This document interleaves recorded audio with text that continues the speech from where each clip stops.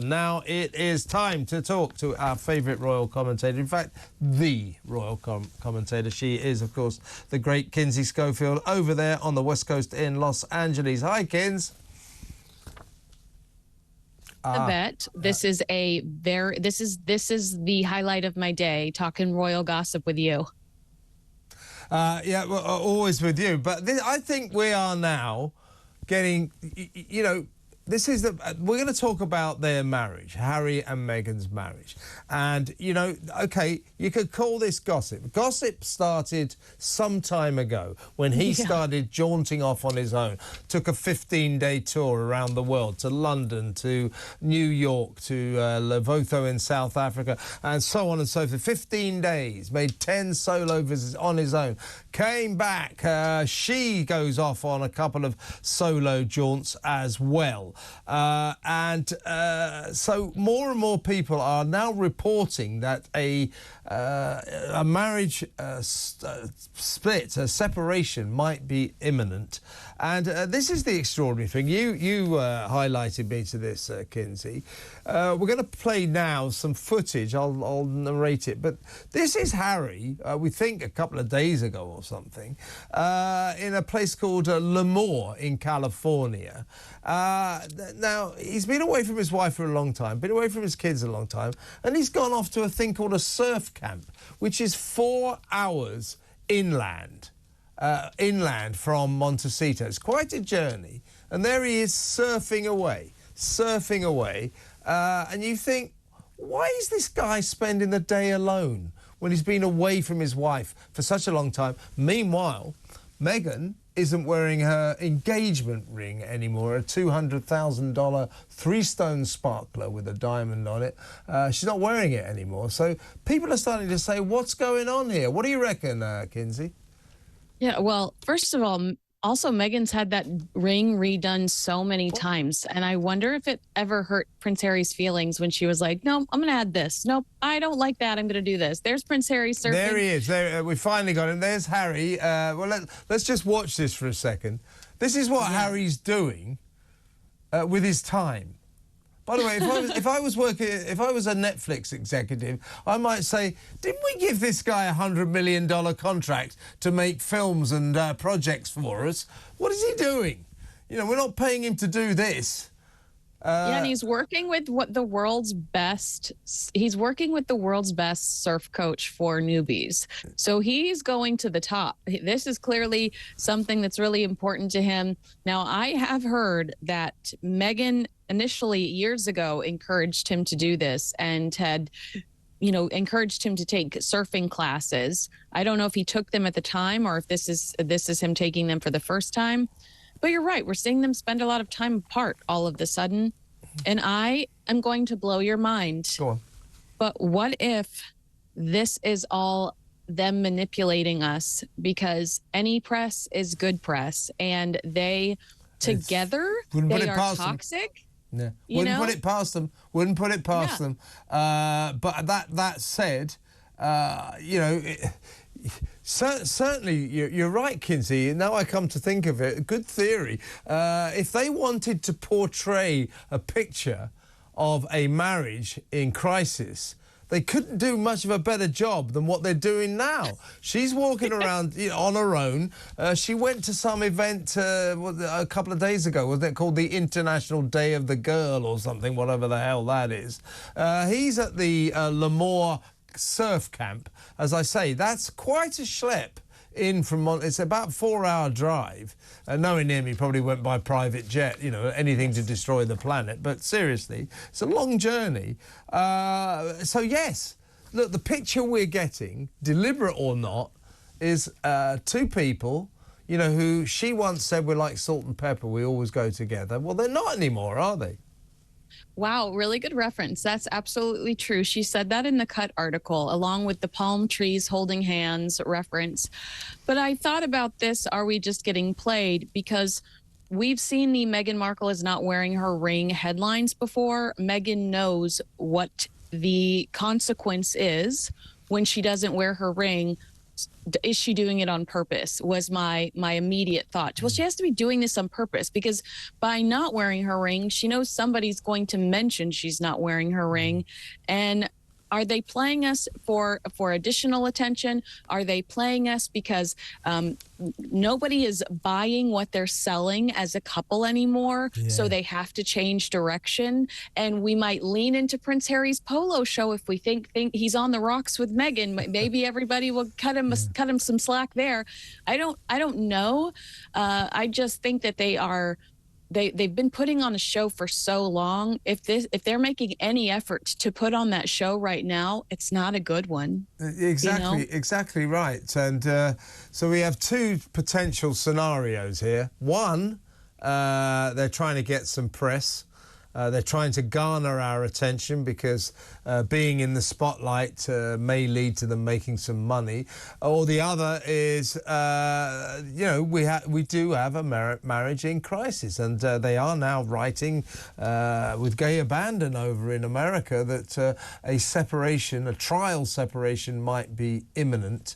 And I mean, the picture, it doesn't look good. But on the other side of the fence of this story, Kinsey, we also know, we've only found out, you again, my God, do I need you? You alert me to all these stories, that Harry has just splashed out a lot of money on a villa, a holiday home, or maybe a permanent home in Portugal, near where his cousin Eugenie, Princess Eugenie, has a home.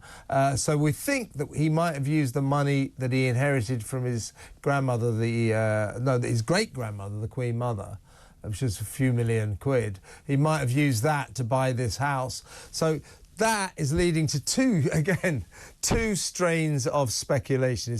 Keep up, everybody. It's this. One is that he's buying this house, well, because it's a nice place to go. And by the way, the surfing is very good. See what I'm getting at here? So the best surfing in the world in Portugal, by the way. And two, if they manage to buy this house, or if they have bought it, or he's bought it, they might get from it a thing called a golden visa that Portugal give out to people if you buy enough property there. And that golden visa will allow them residency rights in Europe, so they can live in Europe. So, okay, here's another theory. You know, are they thinking of moving to Portugal? You know, are they thinking of abandoning their American dream, which, let's face it, is not going well? Have you been run out of another country? Canada, you know, America. Yeah. You know, I think that is a fair question, because not only is Portugal one of the best places in the world for surfing, it's one of the safest places in the world. Their crime statistics are incredible. So if Prince Harry truly is, you know, as paranoid, and I use that word confidently, as paranoid as he is about security, it's a safe place. It's a place where they can have their freedom. They can go to the grocery store if they want to, and they can feel confident and safe that their family is going to be secure. Do I think that Meghan's ready to give up the California lifestyle yet? I don't. Do I think that Meghan's ready to give up her dream of being the next Oprah Winfrey or Martha Stewart? I don't. But maybe they have listened to advice that have, you know, some sound advice that is really just go away for a little while. You know, I know that a lot of people are going to say it's impossible, but absence makes the heart grow fonder. Time heals all wounds, yada, yada, yada. There will be some people that forget about the chaos they've wreaked on the royal family. And there are going to be some people that can forgive them because they just haven't seen them in a while. Maybe they should just go away for a little while. And on my smash hit TV show, which goes out tomorrow night, What Just Happened, I came up with this sort of phrase which I'm quite proud of, probably unjustifiably. Maybe we should talk about this on your excellent podcast, Recollections May Vary. This is where I think that they're heading in different directions, and this is why. It's because she's seeking a fortune, and he's seeking a purpose. And he's an aristocrat. He's a royal. He's blue-blooded through and through.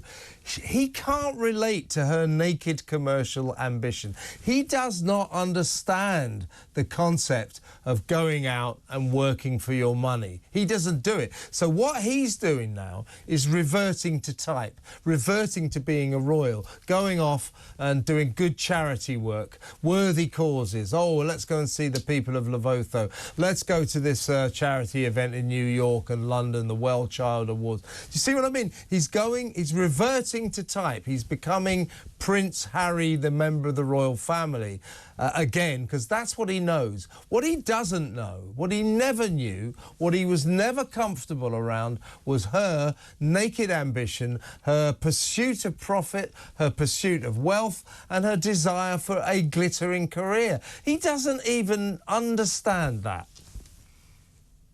Well, and the longer that they're together and the longer that they're isolated, he's seeing her for who she truly is. And he is seeing some of these things that I imagine he wasn't privy to initially because he was just so in love. And I do think he's in love with her. I think he's crazy about her.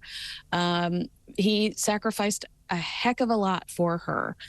But at the end of the day, if their paths are so different, you know, at some point you look at the other person in the room and you go, I don't know what we have in common with each other. And you have to pursue what gives you, what lights you up and what excites you.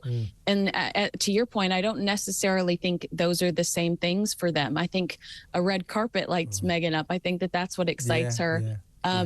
Calls from Oprah Winfrey asking her if she wants to come over for whatever reason, where Prince Harry, you know, that's he's never chased fame. That's never been of interest to him. He's rejected it because he feels like fame inevitably killed his mom. It's all he knows, Kinsey. He doesn't chase fame because to members of the royal family, you're born with it. It's just there. He doesn't know anything else, and he never will. So her desire for the limelight, to be a big, famous person, again, that's an alien concept to him. He's just got that. And I think these differences, you know, are beginning to tell. That's what I think. You know, I made this point earlier today. You know, I've been around a while. You know, you may have noticed, and I've been a journalist in Hollywood and in London, and I've reported from around the world. I've spent a lot of my time observing celebrity relationships. Okay, it's not the most worthy of occupations, but I've spent a lot of time looking at celebrity relationships, and I can see the signs. I can see the signs, and I just don't see good signs about these two. It looks to me like they're drifting further apart. Do you know what it slightly reminds me of? We've witnessed only recently is J-Lo, Jennifer Lopez and Ben Affleck, who spent so much time telling us, no, we're so close, we're so in love. But what were we seeing while they were saying that? All the time. Oh, there's Jennifer Lopez on her own. Ben Affleck rejecting fame and Jennifer Lopez chasing it. Yeah. Exactly what. Yeah, and also, though, always seeing them on their own. Always on their own, never together. And that's when you begin to think maybe something's going wrong. And we haven't seen Harry and Meghan together for ages. And, you know, to go back to the original part, I just find it strange. A guy who's been away from his wife and family for 15 days, you know, comes back, barely gets back, and he's off to the surf camp 4 hours away to catch a wave. I mean, you know... Hey, Kevin, he's living his best life. He's living his best life, clearly. What I will say, I know you're, you got to move on, but what I'll say really quickly is I know that there are some people that will criticize us and say that this debate is really unfair, but to that I would respond, you can blame Princess Diana and Prince Charles, now King Charles. They started this game.